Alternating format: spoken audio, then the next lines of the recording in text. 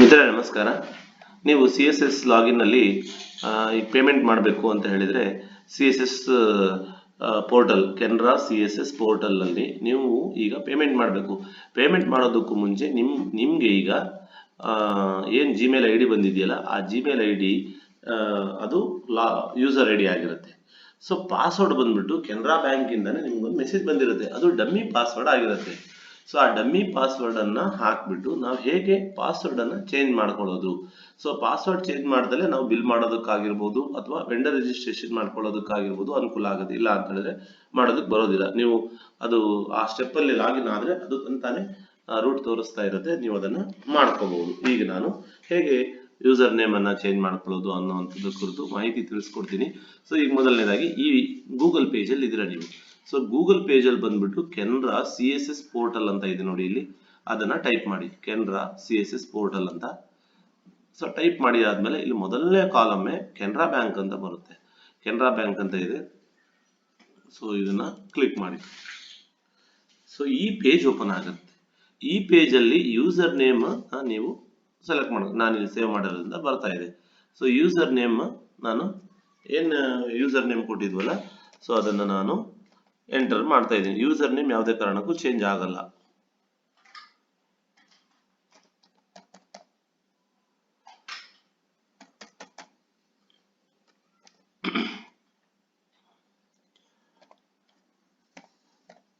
So ಈಗ ನಾನು ಇದು ಪಾಸ್ವರ್ಡ್ ಅನ್ನ ಚೇಂಜ್ ಮಾಡ್ಕೊಳ್ಳುವಂಥದ್ದು ಮೇಕರ್ ಮತ್ತೆ ಚಕ್ಕರ್ ಎರಡೂ ಕೂಡ ಚೇಂಜ್ ಮಾಡ್ಕೋಬೇಕಾಗುತ್ತೆ. ಎರಡಕ್ಕೂ ಕೂಡ ಮೊದಲನೇ ಬಾರಿಗೆ ಡಮ್ಮಿ ಪಾಸ್ವರ್ಡ್ ಅನ್ನ ಅವರು ಕೊಟ್ಟಿರ್ತಾರೆ. ಸೊ ಅದನ್ನ ನಾವೀಗ ಹೊಸದಾಗಿ ಪಾಸ್ವರ್ಡ್ ಚೇಂಜ್ ಮಾಡ್ಕೋಬಹುದು. ಇನ್ ಕೇಸ್ ನಿಮ್ಗೆ ಏನಾದ್ರು ಆ ಡಮ್ಮಿ ಪಾಸ್ವರ್ಡ್ ಕೆನರಾ ಬ್ಯಾಂಕ್ ಅನ್ನೋದ್ರಿಂದ ಮೆಸೇಜ್ ಬಂದಿರುತ್ತೆ, ಟೆಕ್ಸ್ಟ್ ಮೆಸೇಜ್ ಬಂದಿರುತ್ತೆ, ಅದು ಬರಲಿಲ್ಲ ಅಂತಂದ್ರೆ ನಿಮ್ಮ DDP ಆಫೀಸಲ್ಲಿ ಇದಕ್ಕೆ ಸಂಬಂಧಪಟ್ಟಿರತಕ್ಕಂತಹ ಕನ್ಸರ್ನ್ ಆಫೀಸರ್ ಯಾರು ಇರ್ತಾರೋ ಅಥವಾ ಕೇಸ್ ವರ್ಕರ್ ಯಾರು ಇರ್ತಾರೋ ಅವರನ್ನ ನೀವು ಕಾಂಟ್ಯಾಕ್ಟ್ ಮಾಡಬೇಕು. ನಿಮ್ಗೆ ಡಮ್ಮಿ ಪಾಸ್ವರ್ಡ್ ಬರಲೇಬೇಕು. ಇಲ್ಲ ಅಂತ ಹೇಳಿದ್ರೆ ನೀವು ಇಲ್ಲಿ ಪಾಸ್ವರ್ಡ್ ಅನ್ನ ಯಾವ್ದು ಎಂಟ್ರಿ ಮಾಡಬೇಕು ಅನ್ನುವಂಥದ್ರ ಕುರಿತು ಗೊಂದಲ ಏರ್ಪಡುತ್ತೆ. ಸೊ ಇಲ್ಲಿ ಬಂದ್ಬಿಟ್ಟು ನಿಮ್ಮ ಡಮ್ಮಿ ಪಾಸ್ವರ್ಡ್ ಏನಿದೆಯಲ್ಲ ಅದನ್ನ ನೀವು ಎಂಟ್ರಿ ಮಾಡಬೇಕಾಗುತ್ತೆ. ಸೊ ಈಗ ನಾನು ಆಲ್ರೆಡಿ ನನ್ನ ಪಾಸ್ವರ್ಡ್ ಅನ್ನ ಚೇಂಜ್ ಮಾಡಿರೋದ್ರಿಂದ ನಾನಿಲ್ಲಿ ಆ ಡಮ್ಮಿ ಪಾಸ್ವರ್ಡ್ ಅನ್ನ ಹಾಕಿದ್ರೆ ಬರೋದಿಲ್ಲ. ಹಾಗಾಗಿ ನಿಮ್ಗೆ ತೋರಿಸೋದಕ್ಕೆ ಕಾರಣಕ್ಕಾಗಿ ಈ ವಿಡಿಯೋ ಮಾಡ್ತಾ ಇದ್ದೀನಿ. ಸೊ ಈಗ ನಾವು ಡಮ್ಮಿ ಪಾಸ್ವರ್ಡ್ ಅನ್ನ ನಾನಿಲ್ಲಿ ಎಂಟರ್ ಮಾಡ್ತಾ ಇದ್ದೀನಿ. ಸುಮ್ಮನೆ ಏನೋ ಒಂದಿಷ್ಟು ಪಾಸ್ವರ್ಡ್ ಏನಿರುತ್ತಲ್ಲ ಅದನ್ನ ಎಂಟರ್ ಮಾಡ್ತಾ ಇದ್ದೀನಿ. ಎಂಟರ್ ಮಾಡಿ ಆದ್ಮೇಲೆ ನಿಮ್ಗೆ ಇಲ್ಲಿ ಕ್ಯಾಪ್ಚಾ ಇದೆ ನೋಡಿ, ಈ ಕ್ಯಾಪ್ಚಾವನ್ನ ಎಂಟರ್ ಮಾಡಿ.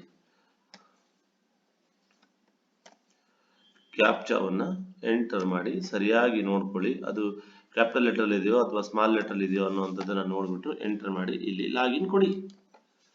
ಸೊ ಲಾಗಿನ್ ಕೊಟ್ಟಾದ್ಮೇಲೆ ನಿಮ್ಗೊಂದು OTP ಬರುತ್ತೆ. ಸೊ OTP ಅನ್ನ ನೀವು ಎಂಟರ್ ಮಾಡಬೇಕು. ಎರಡು OTP ಬರುತ್ತೆ, ಒಂದು ಸೆಕ್ಯೂರಿಟಿ ಅಲರ್ಟ್ OTP, ಒಂದು ಸೆಕ್ಯೂರಿಟಿ ಅಲರ್ಟ್ ಮೆಸೇಜ್, ಒಂದು ಇನ್ನೊಂದು OTP, ಅದು ಕೆನರಾ ಬ್ಯಾಂಕ್ ಇಂದಲೇ ಬರುತ್ತೆ. ಸೊ ಅದನ್ನ ನೀವು ನೋಡ್ಕೊಳ್ಳಿ. ಸೊ ಈಗ OTP ಅನ್ನ ನಾನು ಎಂಟರ್ ಮಾಡ್ತಾ ಇದ್ದೀನಿ.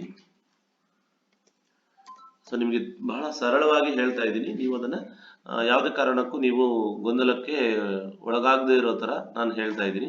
ಇದ್ರ ಮಧ್ಯದಲ್ಲಿ ನಿಮ್ಗೆ ಏನಾದ್ರು ಗೊತ್ತಾಗಲಿಲ್ಲ ಅಂದ್ರೆ ದಯವಿಟ್ಟು ಕಮೆಂಟ್ ಬಾಕ್ಸ್ ಅಲ್ಲಿ ಅದನ್ನ ಮೆನ್ಷನ್ ಮಾಡಿ. ಸೊ ಇಲ್ಲಿ ವ್ಯಾಲಿಡೇಟ್ OTP ಅನ್ನ ಕೊಡಿ. ಸೊ ವ್ಯಾಲಿಡೇಟ್ OTP ಅನ್ನ ಕೊಟ್ಟ ತಕ್ಷಣ ಇಲ್ಲಿ ನಾನು ಆಲ್ರೆಡಿ OTP ಚೇಂಜ್ ನನ್ನ ಪಾಸ್ವರ್ಡ್ ಚೇಂಜ್ ಮಾಡೋದ್ರಿಂದ ಈ ಪೇಜ್ ಓಪನ್ ಆಗುತ್ತೆ. ಸೊ ಈ ಪೇಜ್ ಓಪನ್ ಆಗುತ್ತೆ. ಈ ಪೇಜ್ ನಿಮ್ಗೆ ಓಪನ್ ಆಗಲ್ಲ. ಮೊದಲ ಬಾರಿಗೆ ನೀವು ಪಾಸ್ವರ್ಡ್ ಚೇಂಜ್ ಮಾಡುವಾಗ ಈ ಪೇಜ್ ನಿಮಗೆ ಓಪನ್ ಆಗಲ್ಲ. ಹಾಗಾದ್ರೆ ಏನ್ ಓಪನ್ ಆಗತ್ತಪ್ಪ ಅಂತ ಹೇಳಿದ್ರೆ ನಿಮ್ಗೆ 3 ಕಾಲಮ್ ಓಪನ್ ಆಗುತ್ತೆ.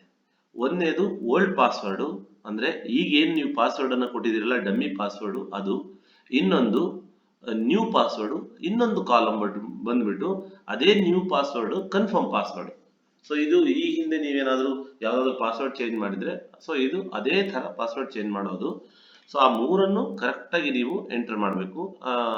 ನಮ್ಮ ಹೊಸ ಪಾಸ್ವರ್ಡ್ ಅನ್ನು ನೀವು ಎಂಟ್ರಿ ಮಾಡಬೇಕಾದ್ರೆ ಆ ಪಾಸ್ವರ್ಡ್ ಅಲ್ಲಿ ಒಂದು ಕ್ಯಾಪಿಟಲ್ ಲೆಟರ್ ಇರಬೇಕು, ಉಳಿದು ಸ್ಮಾಲ್ ಲೆಟರ್ ಇದ್ರೂ ಪರವಾಗಿಲ್ಲ. ಒಟ್ಟಿನಲ್ಲಿ ಕ್ಯಾಪಿಟಲ್, ಸ್ಮಾಲ್ ಲೆಟರ್, ಆಮೇಲೆ ಸ್ಪೆಷಲ್ ಕ್ಯಾರೆಕ್ಟರ್, ಆಮೇಲೆ ನಂಬರ್ಸ್, ಈ 4 ನೀವು ಗಮನಿಸ್ಬಿಟ್ಟು ಮತ್ತೆ 8 ಕ್ಯಾರೆಕ್ಟರ್ ಮೇಲ್ಪಟ್ಟು 15 ಕ್ಯಾರೆಕ್ಟರ್ ಒಳಗಡೆ ನೀವು ಅದನ್ನ ಚೇಂಜ್ ಮಾಡ್ಕೊಳ್ಳಿ. ಅದು ನೀವೇನಾದ್ರೂ ಪಾಸ್ವರ್ಡ್ ಚೇಂಜ್ ಮಾಡಿದ್ರೆ ಅದು ನಿಮಗೆ ಮಾತ್ರ ಗೊತ್ತಿರಬೇಕು, ಬೇರೆಯವ್ರಿಗೆ ಗೊತ್ತಾದ್ರೆ ಸಮಸ್ಯೆ ಆಗೋ ಸಾಧ್ಯತೆ ಇರುತ್ತೆ. ಆ ಕಾರಣಕ್ಕೋಸ್ಕರ ನೀವು ಪಾಸ್ವರ್ಡ್ ಅನ್ನ ನಿಮಗೆ ಗೊತ್ತಿರುವಂತ ಪಾಸ್ವರ್ಡ್ ಅನ್ನು ನೀವು ಸರಿಯಾದ ಪಾಸ್ವರ್ಡ್ ಅನ್ನ ಹಾಕ್ಬಿಟ್ಟು ಕೆಳಗಡೆ ವ್ಯಾಲಿಡೇಟ್ ಅಂತ ಕೊಡಿ. ಆವಾಗ ನಿಮ್ಗೆ ಪಾಸ್ವರ್ಡ್ ಚೇಂಜ್ ಆಗುತ್ತೆ. ಚೇಂಜ್ ಆಗ್ಬಿಟ್ಟು ಈ ಪೇಜ್ ಓಪನ್ ಆಗಲ್ಲ. ಮೊದಲಿಗೆ ನೀವು ಪಾಸ್ವರ್ಡ್ ಅನ್ನ ಎಂಟ್ರಿ ಮಾಡಿದ್ರಲ್ಲ ಆ ಪೇಜ್ ಅಲ್ಲಿ ಈಗ ಹೊಸದಾಗಿ ಯೂಸರ್ ಐಡಿ ಅಂತೂ ಒಂದೇ ಇರುತ್ತೆ, ನಿಮ್ ಜಿಮೇಲ್ ಐಡಿ ಏನ್ ಕೊಟ್ಟಿರ್ತೀರೋ ಅದೇ ಇರುತ್ತೆ. ನಂತರದಲ್ಲಿ ಇಲ್ಲಿ ನೋಡಿ ಈ ತರ ಪೇಜ್ ನಿಮ್ಗೆ ಪಾಸ್ವರ್ಡ್ ಚೇಂಜ್ ಆದ್ಮೇಲೆ ಈ ತರ ಪೇಜ್ ಓಪನ್ ಆಗುತ್ತೆ. Click here to login again ಅಂತ ಬರುತ್ತೆ. ಸೊ ಈಗ ನೀವು ಅಗೈನ್ ನೀವೇನ್ ಮಾಡ್ಬೇಕು, ನಿಮ್ಮ ಯೂಸರ್ ನೇಮ್ ಅಂದ್ರೆ ಜಿಮೇಲ್ ಐಡಿಯನ್ನ ಹಾಕಿ ಇಲ್ಲಿ ನೀವೇನು ಹೊಸ ಪಾಸ್ವರ್ಡ್ ಹಾಕಿದಿರಲ್ಲ ಆ ಹೊಸ ಪಾಸ್ವರ್ಡ್ ಅನ್ನು ಹಾಕಿಬಿಟ್ಟು ಮತ್ತೆ ಇದನ್ನ ಕ್ಯಾಪ್ಚಾವನ್ನ ಎಂಟರ್ ಮಾಡಿ. ಮತ್ತೆ OTP ಬರುತ್ತೆ. ನೀವು ಎಷ್ಟು ಸಲ ಲಾಗಿನ್ ಆಗ್ತಿರೋ ಅಷ್ಟು ಸಲವೂ ಕೂಡ OTP ಯನ್ನ ನೀವು ತಗೊಳ್ತಾ ಇರ್ತೀರ. ಎರಡೆರಡು OTP ಬರುತ್ತೆ. ಒಂದು ಸೆಕ್ಯೂರಿಟಿ ಅಲರ್ಟ್ OTP ಬರುತ್ತೆ, ಇನ್ನೊಂದು ಮಾಮೂಲಿ OTP ಬರುತ್ತೆ. ಸೊ ಅದು ನೀವು ಗಮನಿಸಬಹುದು. ಮತ್ತೆ ಸರಿಯಾದ OTP ಯನ್ನು ಎಂಟರ್ ಮಾಡಿದಾದ್ಮೇಲೆ ನಾವಾಗ್ಲೇ ನಾನು ತೋರಿಸಿದ ಹಾಗೆ OTP ಯನ್ನ ಎಂಟರ್ ಮಾಡಿ.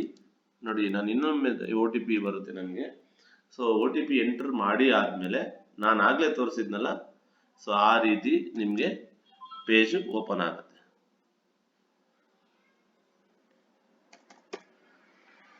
ಸೊ ವ್ಯಾಲಿಡೇಟ್ OTP ಅನ್ನು ಕೊಡ್ತೀನಿ. ಸೊ ಈ ಪೇಜ್ ಓಪನ್ ಆಯಿತು ನೋಡಿ. ಸೊ ಇದು ನಿಮ್ಮ ಡೀಟೇಲ್ಸ್ ಬಂದ್ಬಿಟ್ಟು ಇಲ್ಲಿ ನೋಡಿ, ನಾನು ಮೇಕರ್ ಲಾಗಿನ್, ನೀವು ಚೆಕ್ಕರ್ ಲಾಗಿನ್ ಅನ್ನು ಕೂಡ ಹೀಗೆ ಲಾಗಿನ್ ಮಾಡ್ಕೊಳ್ಳೋದು. ಸೊ ಸೇಮ್ ಪಾಸ್ವರ್ಡ್ ಚೇಂಜ್ ಮಾಡ್ಕೊಳ್ಳೋದು, ಚೆಕ್ಕರ್ ಲಾಗಿನ್ ಮತ್ತೆ ಮೇಕರ್ ಲಾಗಿನ್ ಒಂದೇ ರೀತಿಯಾಗಿರುತ್ತೆ.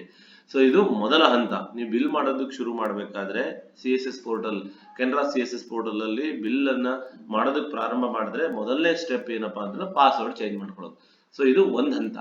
ಪಾಸ್ವರ್ಡ್ ಚೇಂಜ್ ಮಾಡಿದ್ದು ಈಗ ಆಗಿದೆ. ಈಗ ನಾವು ಬಿಲ್ ಮಾಡೋದು ಹೇಗೆ ಅನ್ನುವಂಥದ್ದನ್ನ ನೋಡೋದಕ್ಕೂ ಮುಂಚೆ ಈಗ ನಾವು ಏನ್ ಮಾಡ್ಬೇಕಪ್ಪ ಅಂತ ಹೇಳಿದ್ರೆ, ಮೊದಲನೇದಾಗಿ ವೆಂಡರ್ ರಿಜಿಸ್ಟ್ರೇಷನ್ ಹೇಗ್ ಮಾಡ್ಕೊಳ್ಳೋದು. ವೆಂಡರ್ ರಿಜಿಸ್ಟ್ರೇಷನ್ ಅಂದ್ರೆ ನಾವು ಯಾವ ಅಂಗಡಿಗೆ ಅಮೌಂಟ್ ಅನ್ನ ಕಳಿಸ್ಕೊಡ್ತಾ ಇದೀವಿ ಅಥವಾ ಯಾವ ಪರ್ಸನ್ಗೆ ನಾವು ಅಮೌಂಟ್ ಅನ್ನ ಕಳಿಸ್ಬೇಕು ಅನ್ನೋದೇ ಅದು ವೆಂಡರ್ ರಿಜಿಸ್ಟ್ರೇಷನ್. ಸೊ ಈಗ ಮೊದಲನೇ ಬಾರಿಗೆ ಇದನ್ನ ಹೇಗಪ್ಪ ಅಂತಂದ್ರೆ, ನೀವು ಈ ಹಿಂದೆ ಏನಾದ್ರು K2 ನಲ್ಲಿ ಬಿಲ್ ಮಾಡಿದ್ರೆ, CG ಬಿಲ್ ಮಾಡಿದ್ರೆ ಅದರಲ್ಲಿ ರೆಸಿಡೆಂಟ್ ಐಡಿಯನ್ನು ನಾವು ಕ್ರಿಯೇಟ್ ಮಾಡ್ತಿದ್ವಲ್ಲ, ಅದೇ ರೀತಿಯಾಗಿ ಇಲ್ಲಿ ವೆಂಡರ್ ರಿಜಿಸ್ಟ್ರೇಷನ್ ಅಂತ ಕರಿತೀವಿ ಅಷ್ಟೇ. ಅದಕ್ಕೂ ಏನು ವ್ಯತ್ಯಾಸ ಇಲ್ಲ. ಬಟ್ ಟೋಟಲಿ ನಾವು ಮಾಡುವಂತಹ ಕ್ರಮ ಮಾತ್ರ ಬೇರೆ ಬೇರೆನೆ. ಸೊ ನಿಮ್ಗೆ ಗೊತ್ತಾಗ್ಲಿ ಅಂತ ನಾನು ರೆಸಿಡೆಂಟ್ ಐಡಿ ಹೇಗೆ ಕ್ರಿಯೇಟ್ ಮಾಡ್ಕೊಳ್ತೀವೋ ಹಾಗೇನೆ ವೆಂಡರ್ ರಿಜಿಸ್ಟ್ರೇಷನ್ ಅನ್ನು ಮಾಡ್ಕೊಳ್ಳೋದು ಅಂತ. ಸೊ ಅದು ಏನ್ ಬೇರೆನಲ್ಲ. ನಾವು ಇಲ್ಲಿ ಕೆನರಾ CSS ಪೋರ್ಟಲ್ ನಲ್ಲಿ ಅದನ್ನ ಆ ರೀತಿನಲ್ಲಿ ಕರಿತೀವಿ, ವೆಂಡರ್ ರಿಜಿಸ್ಟ್ರೇಷನ್ ಅಂತ. ಸೊ ವೆಂಡರ್ ರಿಜಿಸ್ಟ್ರೇಷನ್ ಮಾಡ್ಕೊಳ್ಳೋದು ಹೇಗೆ ಅನ್ನೋವಂಥದ್ದನ್ನ ನಾವು ಈ ಮುಂದಿನ ವಿಡಿಯೋದಲ್ಲಿ ನೋಡೋಣ. ಸೊ ಈ ವಿಡಿಯೋದಲ್ಲಿ ನಿಮ್ಗೆ ಏನಾದರೂ ಗೊಂದಲಗಳಿದ್ರೆ ದಯವಿಟ್ಟು ಕಮೆಂಟ್ ಬಾಕ್ಸ್ ಅಲ್ಲಿ ಮೆನ್ಷನ್ ಮಾಡಿ. ಈ ವಿಡಿಯೋ ಇಷ್ಟವಾಗಿದ್ರೆ ದಯವಿಟ್ಟು ಲೈಕ್ ಮಾಡಿ, ಶೇರ್ ಮಾಡಿ, ಸಬ್ಸ್ಕ್ರೈಬ್ ಮಾಡೋದನ್ನ ಮಾತ್ರ ಮರಿಬೇಡಿ. ಧನ್ಯವಾದಗಳು.